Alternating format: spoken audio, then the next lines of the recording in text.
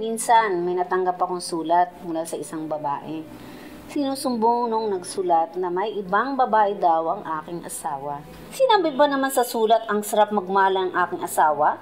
Napakasakit mapagtaksilan, abandonada at magtaguyod ng pamilya na nag-iisa. Dito gumuho ang aking mundo. Parang makalimutan ang mga problema, nalulung ako sa alak.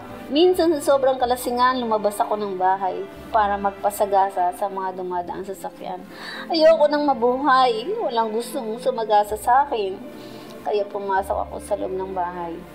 Nakakita ko ng kutsilyo at inamba ko para magpakamatay. Biglang parang may bumulong sa aking tenga.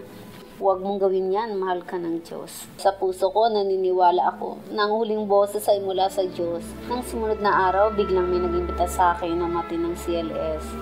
Tumago sa aking puso yung talk, repentance, and faith.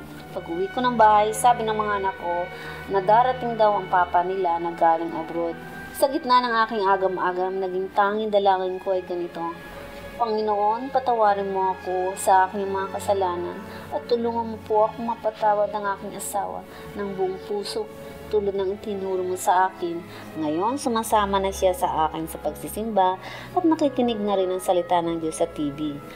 Ngayon, bumubuti na ang aming pagsasama. Binago niya ang buhay ko. Wala sa malulungkot na kabanata. Ngayon ay puro kwento ng himala.